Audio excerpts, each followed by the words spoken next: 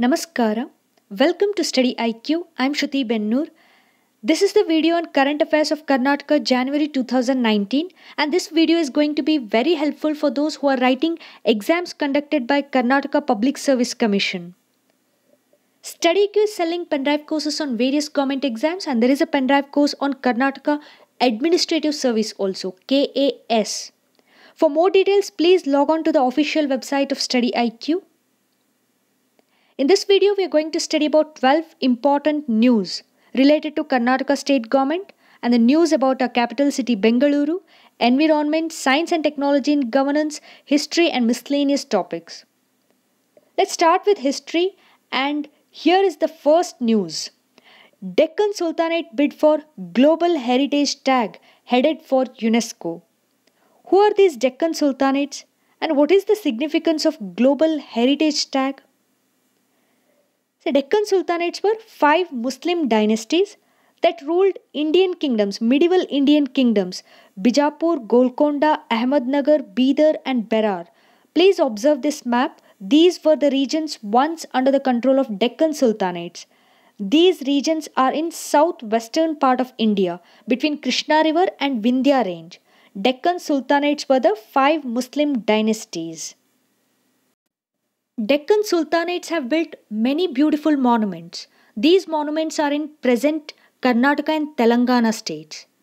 These monuments are in Indo-Islamic style with the influence of Persia and Central Asia.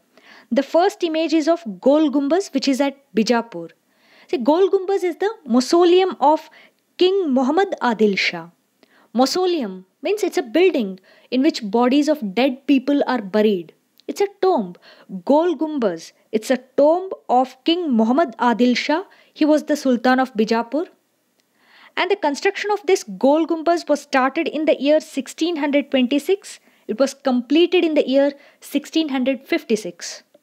Here is the next monument, that is Haft Gumbaz. This is located in the city of Gulbarga. Haft Gumbaz is also known as Sat Gumbaz as it houses 7 tombs. In Hindi, Sat means 7. It has 7 tombs, that is why it is called as Sat Gumbaz. Sat Gumbaz is in Gulbarga. Sat Gumbaz was built by Bahmani rulers in order to honor various rulers and military commanders of the kingdom. And this is an image from Bidar. Karnataka and Telangana governments had submitted joint proposal to Archaeological Survey of India, ASI, to declare these monuments as heritage sites. And it is the first time 2 states have given joint proposal to ASI, Archaeological Survey of India. Now, current affair of January 2019 is that Archaeological Survey of India has given green signal to the proposal submitted by Karnataka and Telangana governments.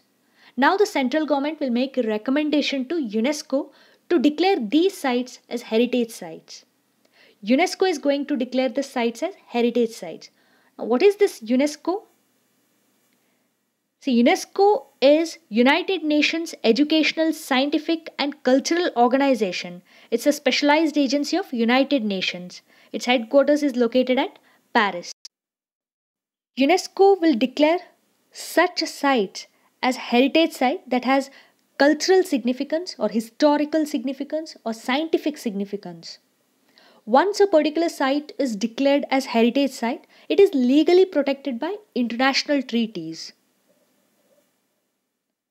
Here is an information about Archaeological Survey of India. It's an Indian government agency which comes under Ministry of Culture. Archaeological Survey of India is responsible for archaeological research and conservation and preservation of cultural monuments in the country. This was founded in 1861 by Alexander Cunningham.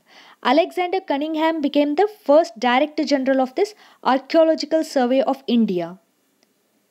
Here you have to remember this news. Archaeological Survey of India gave green signal to the joint proposal by Karnataka and Telangana for Global Heritage Tag for the monuments of Deccan Sultanates. Now let's move to the next news. That is second news. CM to inaugurate Swami Vivekananda Memorial in Belagavi on February 1st. See, here you are seeing a house. This house is in Risaldar Gully of Belagavi. It's an ancestral home of Sadashiv Balkrishna Bhate. Sadashiv Balkrishna Bhate was a well-known lawyer. Now this house has been donated to Ramakrishna Mission. See, here is an information about Ramakrishna Mission. Ramakrishna Mission is a Hindu religious and spiritual organization. Ramakrishna Mission propagates Hindu philosophy. The founder was Swami Vivekananda. Headquarters is located at Belur Math, West Bengal. It has 205 branch centers across India. This house of Sadashiv Balkrishna Bhate has been donated to Ramakrishna Mission now. This house has been declared as a sub-center of Ramakrishna Mission. Now the question is why this house has been donated and why this house has been declared as a sub-center of Ramakrishna Mission. See, in the year 1892, that is 127 years ago, Swami Vivekananda stayed in this house for 3 days. After 11 months, Swami Vivekananda delivered the historic speech in Parliament of World Religions in Chicago. Anyways, this house has been declared as sub-center of Ramakrishna Mission. This particular center will be used to train youths in moral values and right conduct. This center will have audio-visual center where children can learn about Swami Vivekananda's life and thoughts while playing games, and it will also house a museum with pictures and mannequins. See, this is the mannequin. Now let's move to the next segment. Let us study about the capital city of Karnataka, Bengaluru. Here is the third important current affair. My City, My Budget. So My City, My Budget is an initiative launched in capital city Bengaluru, and this initiative was launched by City Mayor Gangambike Mallikarjuna. By the way, what this initiative is all about? See, how if a citizen gets an opportunity to tell BBMP on what civic infrastructure issue money has to be spent on? Citizens know better about the issue they face, right? Citizen is a right person to decide. This particular initiative, My City, My Budget initiative, provides citizens an opportunity to tell BBMP exactly on what civic infrastructure issue money has to be spent on. Civic infrastructure includes road, water supply, power supply, safety, transport, everything. Now people can submit their budget inputs online by visiting this particular website, www.ichangemycity.com. So My City, My Budget, this initiative was launched in Bengaluru. And this initiative provides citizens an opportunity to tell BBMP exactly on what civic infrastructure issue money has to be spent. Here is the fourth important current affair. This news is about the new metro rail routes. Karnataka Cabinet has approved the proposal to change the alignment of metro rail from KR-Puram to Kempegowda International Airport, and this will increase its length by another 8 kilometers. Here is an information about the rail routes. First route, Kengeri to Cantonment, Bayappanhalli, KR-Puram, Whitefield, and this comprises 11 stations including 6 underground. The second suburban rail route is from KSR Bengaluru, that is Krantiveera Sangolli Rayanna Bengaluru, Yashwantpura, Lottegollahalli, Kudigehalli, Yelahanka, Rajanakunte. Third route is from Nelamangala, Chikkabanavara, Yashwantpura, Hebbal, Banaswadi, Bayappanhalli. Fourth corridor is Hillagere via Bayappanhalli, Yelahanka, Devanahalli. The overall cost will go up to from 5,950 crore to rupees 10,584 crore. The cost of the project at this stage is 23,093 crore rupees, of which 20% will be borne by the state and the centre, while the balance will be raised through debts. Here is the fifth news. BBMP and KPCL to set up waste to energy plant. This is very important news. Bruhat Bengaluru Mahanagara Palike, that is BBMP, has decided to establish its own waste to energy plant in Bidadi with Karnataka Power Corporation Limited, KPCL. See, KPCL is Karnataka Power Corporation Limited. It generates electricity in Karnataka state, and BBMP is an administrative body that looks after Bengaluru city. This particular current affair is about waste management. Any city produces lot of waste, dry waste, wet waste, both. And Bengaluru is one of the biggest cities and it produces enormous amount of waste. Bengaluru produces 4,000 to 4,500 tons of mixed waste each day. And this waste has to be properly utilized or decomposed. If not, it leads to severe environmental pollution. It also affects human health. I said utilizing waste is crucial. Now the question is how to utilize the waste. See, energy can be generated from the waste and we can convert this waste to compost and fertilizers that can be used in agriculture fields. Hence, establishing waste to energy plants is essential. Now the news is this BBMP has decided to establish its own waste to energy plant in Biddi with KPCL.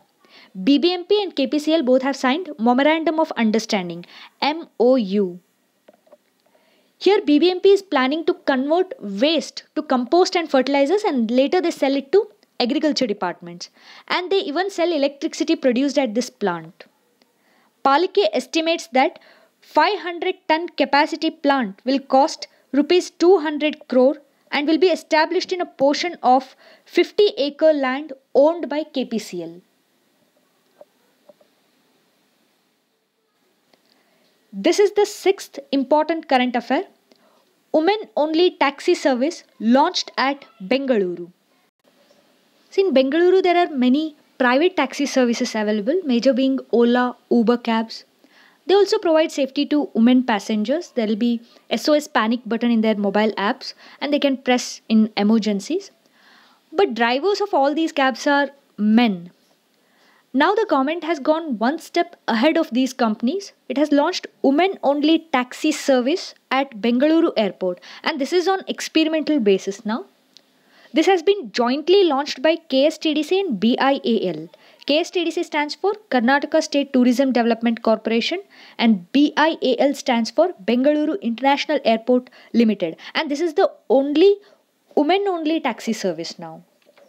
This initiative has several advantages. Let us understand one by one. This aims at strengthening safety and security for women passengers and this initiative is also an effort to contribute to the socio-economic development of women from villages around the airport by actively recruiting women drivers from the vicinity. See, this women-only taxi service, it provides safe and secure mode of transport for women. It also creates opportunities for women drivers. And the cabs are equipped with safety features like GPS tracking, SOS switch, and this KSTDC, BIAL provide attention to the issues related to women travelers. And these women drivers will be fluent in multiple languages, they'll be well versed with local areas, and they will also be trained in self-defense tactics. Here is an information about the price. This is priced at 21 rupees 50 paisa per kilometer during daytime. That is from morning 6 am to midnight 12 am. The price will be 21.50 per kilometer and rupees 23.50 per kilometer at night from midnight 12 am to 6 am. This service will be operational round the clock, 24 hours. Now let's move to the next segment, that is science and technology in governance. Here is the seventh important current affair. Have a BESCOM issue? Artificial intelligence powered chatbots will soon answer you. See, let's understand some basics first. What is this BESCOM? What it does? What is this artificial intelligence powered chatbots? How it is going to serve BESCOM? Let's understand this first. BESCOM is Bengaluru Electricity Supply Company. This company supplies electricity. And when there are power cuts, consumers want to talk to someone from BESCOM. According to BESCOM, on an average, Help Center receives around 9,000 calls a day, which gets higher during the monsoon season. Consumers make a call to BESCOM not just to ask about the power cuts. It also includes billing issues, safety issues. Some consumers are not able to get through these helplines. As I already mentioned, BESCOM receives 9,000 calls a day and it is very difficult to attend all the calls and solve all the issues. Now what's the solution for this? Solution is using technology. BESCOM plan to have artificial intelligence powered chatbots. What is this artificial intelligence powered chatbot?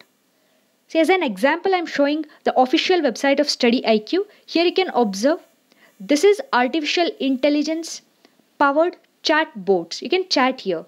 Chatbots are interactive. Chatbot is a computer program or an artificial intelligence.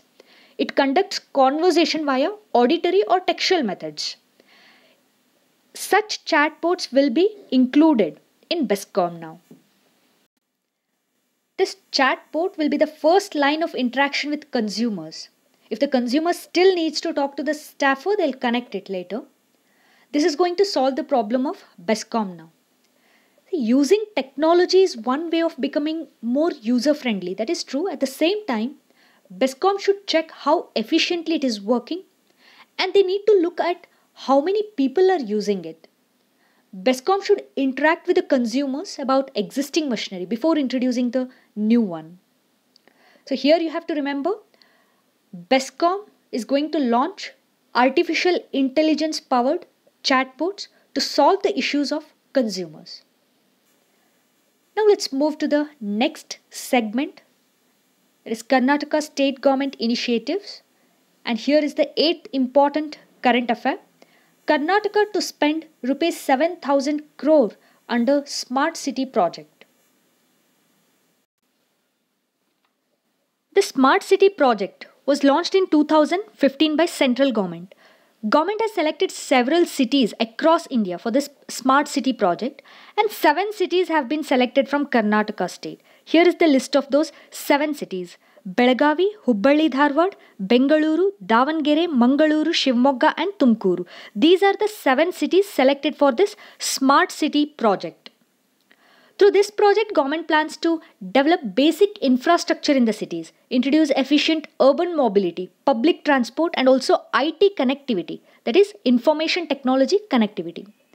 Both central and state governments will spend the money for this project at the ratio of 50:50. Means 50% amount will be spent by central government, remaining 50% by the state government. And so far, rupees 1,772 crore rupees was released to Karnataka state.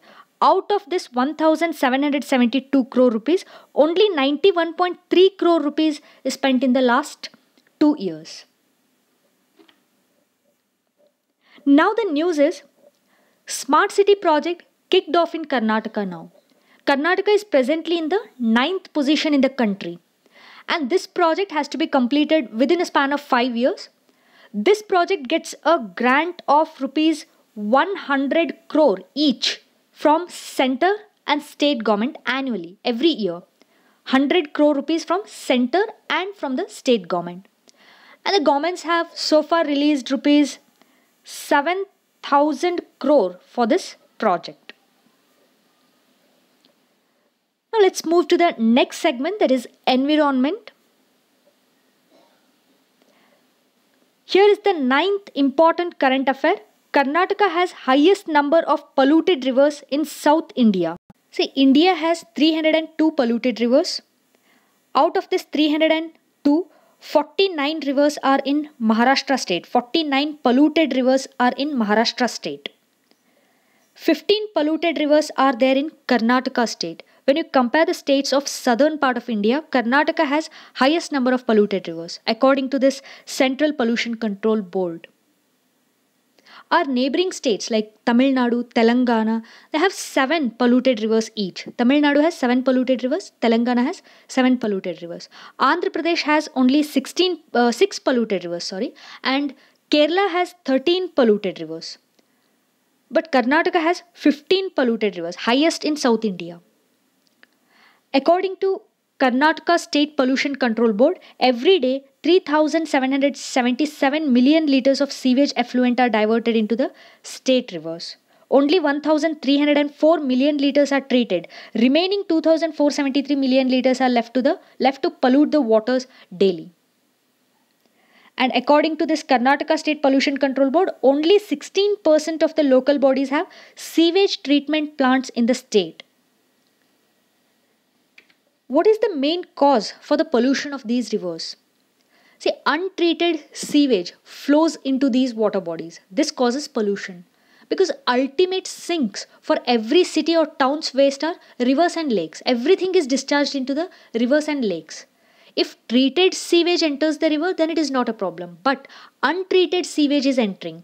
Only 16% of the local bodies have those sewage treatment plants. In rest of the cities and towns, sewage is not treated. Untreated sewage is flowing into the rivers and lakes. Now the Karnataka State Pollution Control Board has given directions to the local bodies or municipalities there. It is their responsibility to enforce the rules. It is the responsibility of local bodies or municipality to control pollution of the water bodies that come under their jurisdiction. What are the remedies for this? Government has to take up sewage treatment plants to treat 100% of the sewage. They should also increase awareness among the people, among the public, that they should not discharge untreated sewage or garbage into water bodies. And it is also the responsibility of individual buildings and apartment owners to build sewage treatment plants on their own and discharge water only after treatment. By this, we can reduce the water pollution. See, here is an extended information about Central Pollution Control Board. It was founded in 1974. This is at the central level. Its headquarters is at New Delhi. Central Pollution Control Board comes under Ministry of Environment, Forest and Climate Change. And it is entrusted with the powers and functions under Air Act 1981. This is at the state level, that is Karnataka State Pollution Control Board. Its headquarters is at Bengaluru, and this was also founded in 1974. And this is legal entity entrusted for the control of pollution in Karnataka state. Let's move to the next important news, that is 10th news. Karnataka is losing its coast to erosion, finds study. Before explaining about this coastal erosion, I would like to introduce coastal part of Karnataka. This is the map of coastal Karnataka. It comprises 3 districts. This is Uttara Kannada district, Udupi and Dakshina Kannada district. 3 districts are there, and the coastal line of Karnataka is 300 kilometers. There are many beautiful places in coastal Karnataka. Here you are seeing some images. This is Murdeshwara, this is St. Mary Island, and this is Gokarna Om Beach. This is the famous sport, Kambala. It's a buffalo racing sport, Kambala. And this is Yakshagana. It's a classical dance form of coastal Karnataka. Now let's come back to this news. Coastal erosion. What is this coastal erosion? Sea waves or tides strike the seashore, and the rocks or sediments are washed away and coastal line changes its shape. Land is lost by this coastal erosion, and this erosion threatens vast number of houses in coastal areas. This is coastal erosion, and recently a study was conducted by the researchers from Department of Marine Zoology in Mangalore University and National Institute of Oceanography in Goa. And this study has revealed coastal erosion in Karnataka state. Researchers tabulated the changes in shoreline between 1990 and 2016 through remote sensing, and then they applied some statistical tools to determine the loss or gain in shoreline during the period. I'll just read out the result of this particular study. Total of 40% of 30 beaches along Karnataka's coast face some form of erosion. Bhavikere, which is in Uttara Kannada district, and Ullal in Dakshina Kannada district are seeing a loss of more than 1.3 meter annually. Yarmal in Dakshina Kannada district and Devbhag in Uttara Kannada district have seen their beach shorelines increase by 3.1 meters yearly. To counter this problem of erosion, state government is executing sea wall project. Please observe this first image. This is the sea wall. It is believed that this is going to prevent the erosion, coastal erosion. But these walls will be either washed away by the sea waves or shift the problem elsewhere. This is not the permanent solution. Instead of going for this sea wall, it is better to go for bio walls. Bio walls means planting the trees at the fringes, at the edges, See, this is the sea and the plants are planted here. Trees are planted here. This is biowall. Biowalls are better than the sea walls. This is the 11th important current affair. Ministry of Environment and Forestry has approved mini hydel project in eco-sensitive zone. First I'll explain about this Ministry of Environment and Forest and Climate Change, and then I'll explain about eco-sensitive zone, and then I'll come to this mini hydel project. Here is an information about Ministry of Environment, Forest and Climate Change. It was formed in 1985 and he is Dr. Harshvardhan, current Minister of Ministry of Environment, Forest and Climate Change. Its headquarters is located at New Delhi. See, this MOEF, Ministry of Environment, Forest and Climate Change, is responsible for planning, promoting, coordinating and overseeing the implementation of environmental and forestry programs in the country. And it conserves and surveys flora and fauna of India. Now, what is this eco-sensitive zone? Eco-sensitive zone. This is declared by Ministry of Environment, Forest and Climate Change. It's a protected area. Here setting up of industries is not allowed, cutting of trees is not allowed, and pollution is almost zero here. So this is eco-sensitive zone declared by Ministry of Environment, Forest and Climate Change. Now the news is Ministry of Environment, Forest and Climate Change has approved mini hydel project in eco-sensitive zone. What is this mini hydel project? See, hydroelectricity is generated at small scale, suitable for local community and local industry there.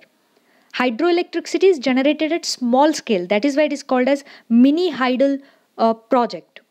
Here the generation capacity will be 1 to 20 megawatt. Forest Department has issued permission to expand Pioneer Power Corporation Limited, a private company's mini hydel project in eco-sensitive zone of Kaveri Wildlife Sanctuary in Mandya district of Karnataka. Actually, this project was rejected twice by State Board of Wildlife. Now the central government has given permission to set up mini hydel project in this eco-sensitive zone.